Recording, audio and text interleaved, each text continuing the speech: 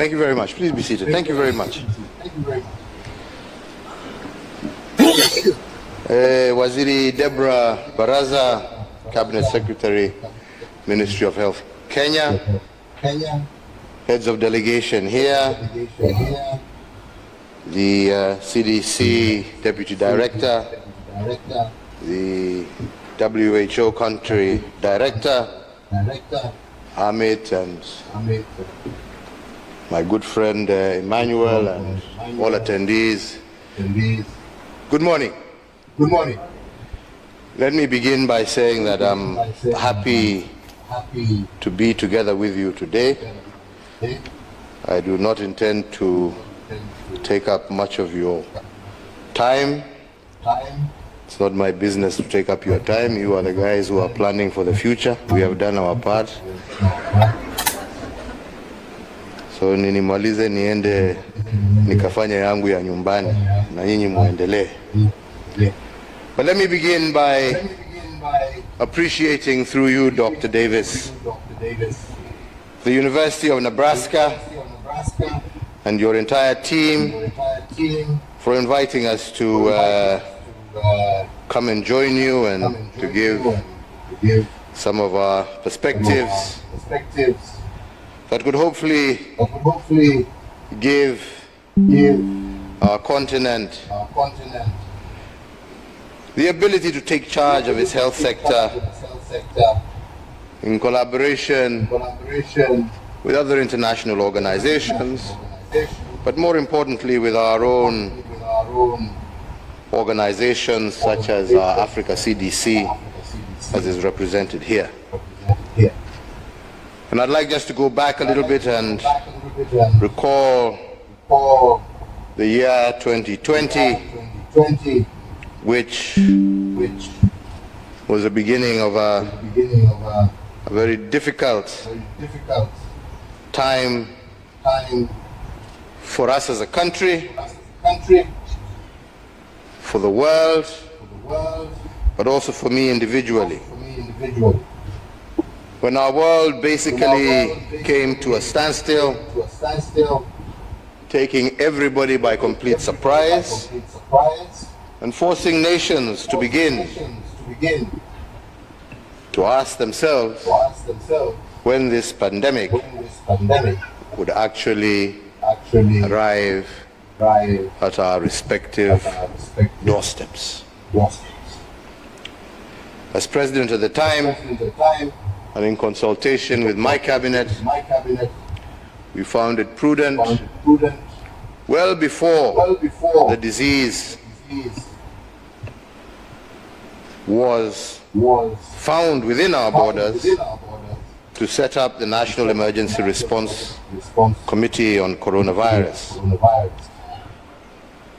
The role of this committee, chaired by the then Cabinet Secretary Mutahi Kagwe, was to help steer the country and to navigate the uncertain season with an emphasis on coordinating capacity building of medical personnel and other professionals to enable our country to respond quickly and effectively to any suspected cases or outbreak of the virus that would occur or could occur at that time anywhere in the Republic.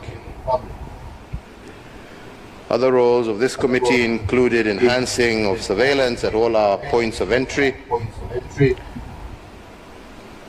preparation of national and county private isolation and treatment facilities, because we began by having immediate sessions, and I convened an immediate session with the Council of Governors to work on this. We began to coordinate the supply of testing kits that would be critical, looking out for medical products, supplies, pharmaceuticals, and masks, and other protective gear that were available within the Republic, as well as identifying isolation and treatment facilities, as you heard a little bit from Amit, who spoke before me. And all this we did knowing that sooner or later we would be confronted by the coronavirus. And all these measures we put in place in the month of February 2020, and indeed, as fate would have it, on the 13th of March, the same year, we got our first ever COVID-19 case, a 27-year-old woman who had just traveled to Kenya from London. This, ladies and gentlemen, marked the beginning of a long year, not only in the health sector, but throughout all sectors of Kenya's economy. It affected us economically, socially, and as of all of you know, our Kenyan culture is founded on community, on gatherings, and these, unfortunately, became the first casualties. For we had to ban all public gatherings. We did initially give reprieve to churches and businesses at large because we were worried about what would happen to all those who were employed and working in these various sectors. But again, unfortunately, within no time, it became impossible to keep that going. And we had to pull the plug totally on all in-house kind of gatherings and proceeded to institute a total lockdown of the country. This was a very bitter pill for Kenyans to swallow, but it was a necessary measure to help curb the virus and protect the people of Kenya. Ladies and gentlemen, let me just highlight just some of the key measures that we took. Some of them, again, have been mentioned by some of the speakers before me, so I will not bother elaborating. But the first of these, as has been stated, was communication. Poor communication results in confusion. And as we all know, communication during such a season as COVID was very important.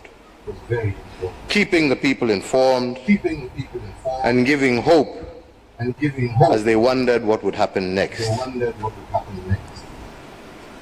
So as a government, we agreed that the National Emergency Response Committee would be solely responsible for all forms of communication around the pandemic. And to this end, I authorize that only on behalf of the government on all matters related to COVID to avoid any kind of misunderstanding or misinformation, and he became the single source of truth, so to say, measures on the disease. The only other communication that was permitted was from yours truly, who would speak from time to time when landmark decisions needed to be made, especially those related to the lockdown, economic stimulus, calls for calm, and so on. And as many of you will recall, I did endeavor in a good number of times to ensure that during those occasions I was also flanked by leaders of the opposition to further reassure Kenyans that this was truly a national crisis. We did realize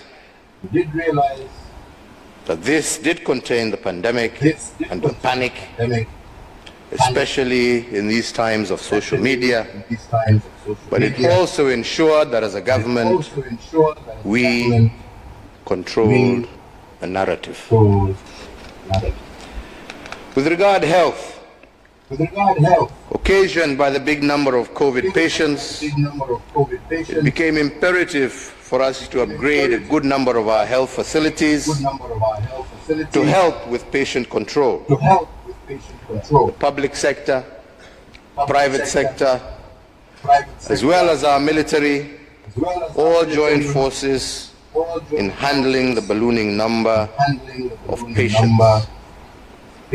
As a government, we went ahead and put in resources, redid and rejigged our budget in order to be able to build additional hospitals and to increase the capacity of existing medical facilities. We also at the time knew that we were not financially prepared and we needed to source funding for us to be able to deal or take the measures that we needed to take. And this happened, and as again has been said, one of the main challenges of the lockdown was that it resulted also in our revenue collections dwindling at a time when the country needed these resources the most. And we had to grapple consistently with how we were going to finance our operations, but at the same time keep the nation moving. So as a government, we created a COVID-19 fund, a kitty that would fund emergency response towards containing the spread, its effects and impacts. But we also said in sharing the burden occasioned by this pandemic, we said we had to lead from the front. And myself as president and the deputy president took an immediate salary cut of 80% of our salaries. Cabinet secretaries, I don't know whether they were happy or not, but I ordered that they take 30% cuts, and principal secretaries and other top officials, we gave them the chance to volunteer to take 20% pay cuts in order to show that commitment and leadership starts at the top. We also, and in this regard, I really want to thank our Kenyan private sector, because despite the challenges that they themselves were facing, they came out strongly in support to ensure that at least the most vulnerable were able to put food on their tables.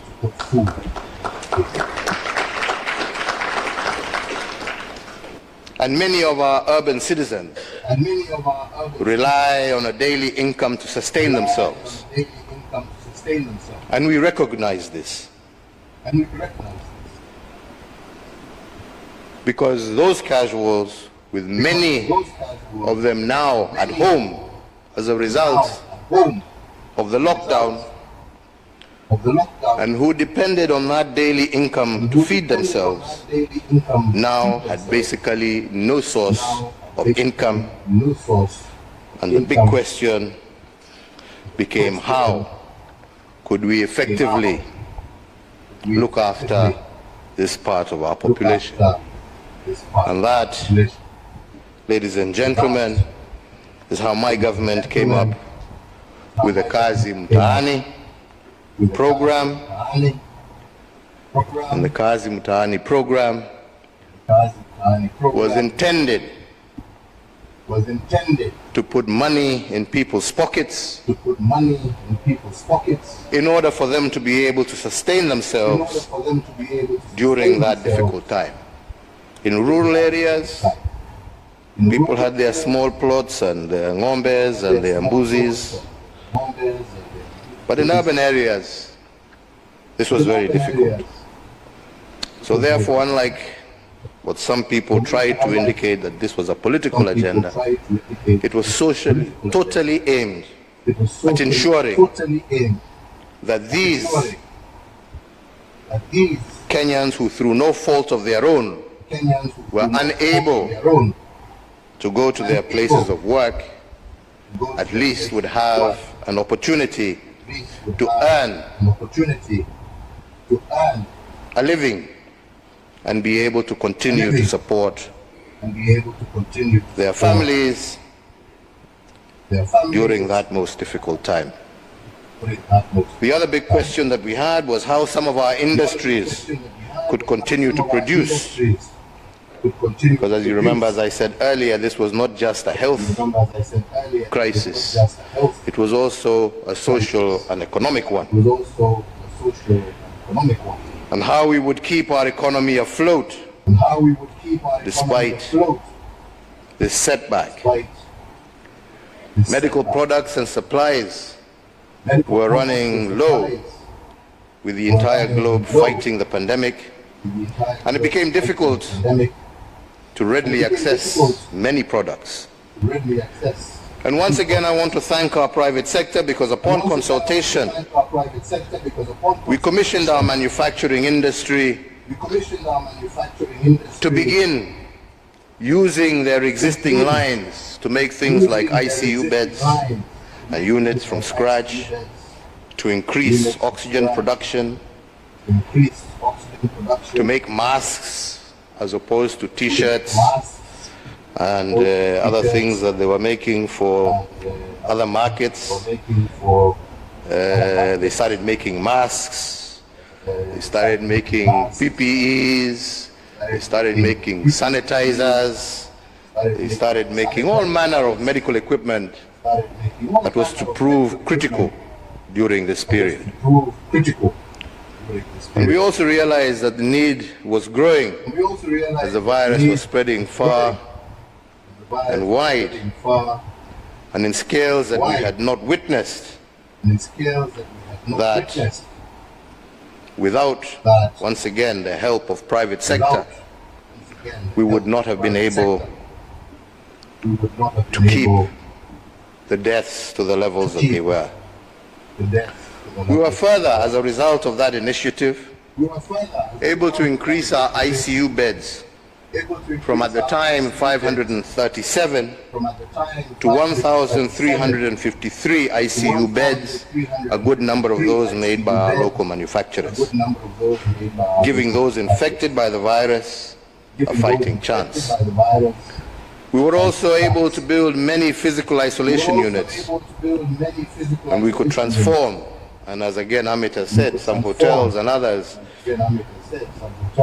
graciously gave us access and schools to their facilities, which could be transformed into isolation centers that were affordable to the average Kenyan. Secondly, I've mentioned that we also introduced a stimulus package, and I've mentioned about Kazi Mtaani and where it came to. But we also realized we had to increase from those, especially civil servants and others, and the average Kenyan worker. We realized that we also needed to increase their disposable income during this difficult time. And we came up with measures such as, for all those earning 24,000 shillings and less, we released and relieved them from tax deductions, VAT, pay as you earn, and such other things to Kaondoa, so that people would have more disposable income. We reduced our VAT by 2%. Just to mention but a few of the actions that we took to help ease the pressure on Kenyans. And by the way, I must also recall that the Kazi Mtaani program went a long way, not only to help provide an income for many thousands of Kenyans who were out of work, but it also went a long way to help us prevent a lot of diseases that were related to dirt and filth, illnesses like diarrhea, cholera, malaria. By extension, we were fighting coronavirus, putting money into people's pockets, but at the same time, we realized that that action was also helping us deal with other common diseases that had afflicted many, especially in our urban centers. And most importantly, it kept our youth away from indulging in crime-related viruses. So, ladies and gentlemen, these are just a few of the measures that we took to help us grapple with this menace of COVID-19.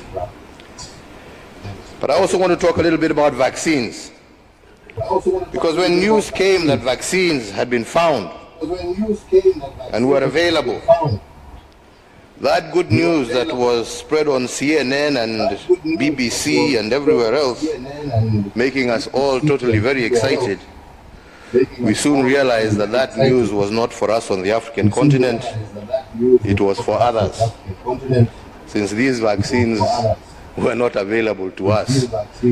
But we were told now how they are available, but the good news, unfortunately, was not for Africa.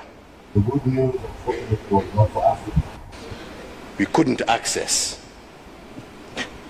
And so, at a continental level, we sat as an African Union, convened meetings, and for the very first time discussed how would we as Africans avail ourselves of these much-needed vaccines. To cut a long story short, after many numerous discussions, working together under the coordination of Africa CDC, we were able to find adequate vaccines for our people. But that would not have been possible without the coordination and the collaboration of Africa as a whole. This was a great eye-opener for many of us, and at that stage I must appreciate the African Union under the leadership of Musa Faki and the then Director General of Africa CDC for recognizing that it was important that the Union come up with a framework that would spearhead the development and access of COVID-19 vaccines to Africa. Again, at that time I was the chair of the Organization of African, Caribbean and Pacific States, as again has been said by my brother Dr. Davis. And for the very first time, we managed to pull together with the nation states of the Caribbean and the Pacific, who were also facing similar challenges to ourselves, and worked closely with them to make vaccines readily available for them as well.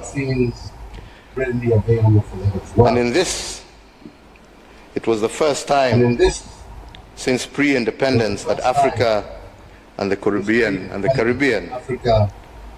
had collaborated so closely to face a common threat.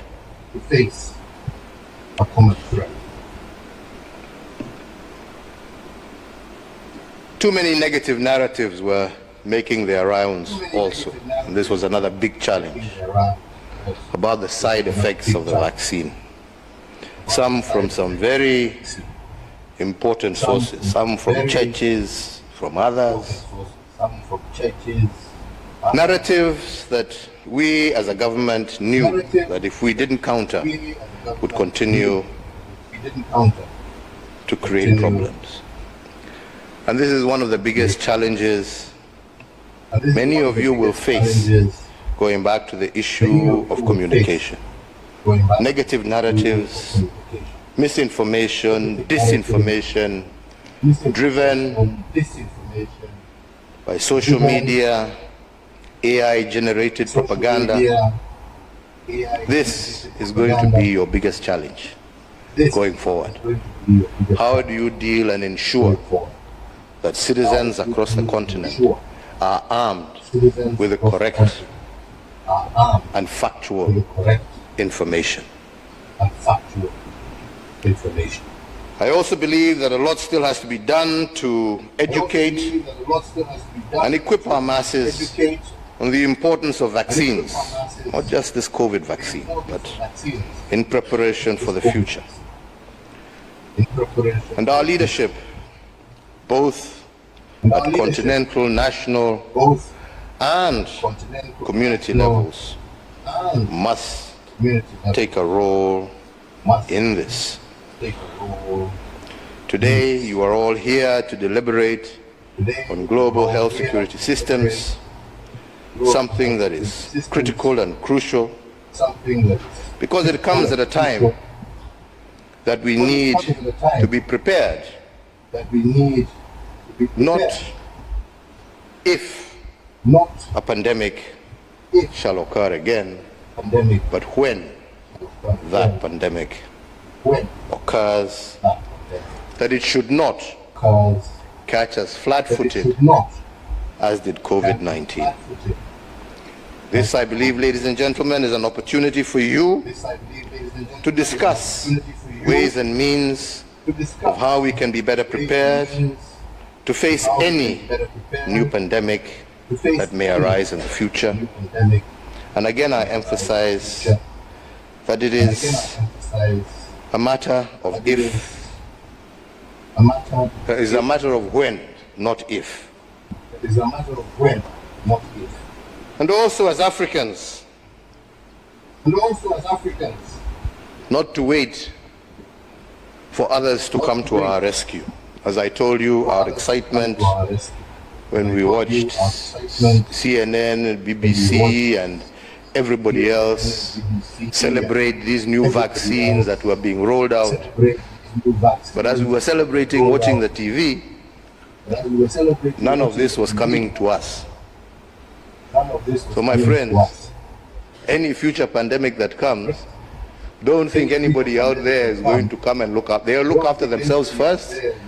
Then if there's any surplus, basi mutapatiwa ile mabaki mebaki, mujisaidie ile kidogo kidogo tu, mtupiwe tu mkule huko kando, hata mutapatiwa bure, kwa sababu sasa at that time hakuna shida, wamejitengeneza. Nyinyi sasa shauri yenu. So you have to actually see how we ourselves are at the center of the discussion of any future pandemic that may occur, and how we as Africans are going to be prepared with our own resources, with our own vaccines, with our own research, with our own academia, with our own private sectors, to prepare ourselves to face any future challenges. And let me conclude by saying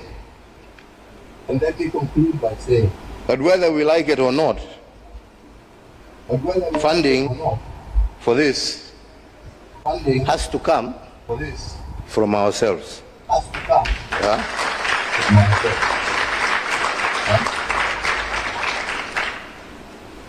It has to come from ourselves, because we have to begin to reprioritize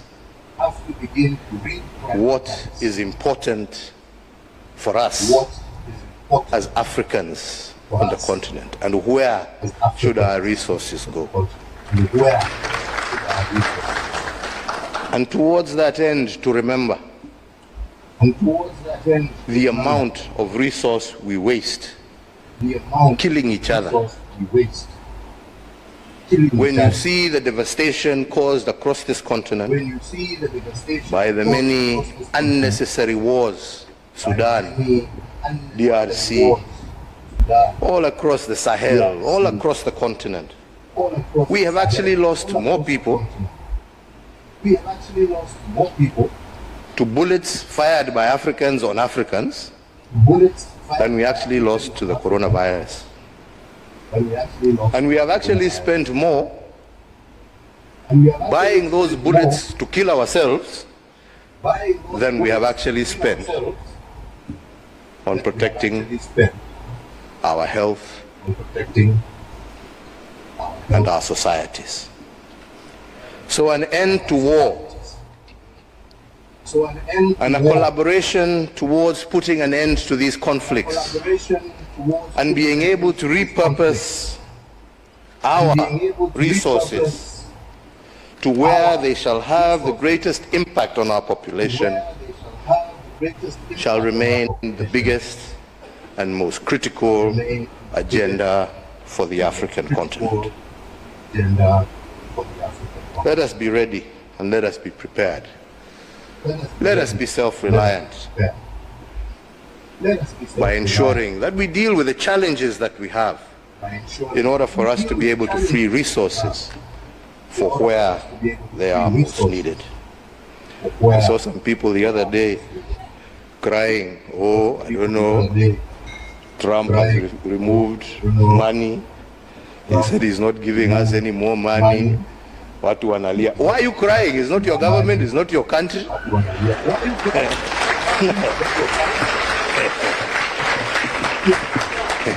He has no reason to give you anything. I mean, you don't pay taxes in America. He's appealing to his people. Shauri yenu bana. This is a wake-up call for you to say, okay, what are we going to do to help ourselves? Instead of crying. Tujiulize, what are we going to do? Haya, ametoa hiyo pesa, sasa tutafanya namna gani jameni? What are we going to do? Yeah? To support ourselves. Yeah? Because nobody is going to continue holding out a hand there to give you. It is time for us to use our resources for the right things. We are the ones who are using them for the wrong things. Yeah? We are the ones who are using The bullets and the guns we buy, we're not given for free. the bullets and the We buy them. We're not given for And we're not buying them to go and fight wars off our shores. and we're not buying We are them fighting our own people, for hapa hapa too. our shores. Yeah? Brother killing sister, sister killing brother. Yeah? Over stupid things. Yeah? Killing brother. Let us work together to bring an end to all of that and to focus ourselves on those issues that really matter for our people. I thank you very much. Thank you very much.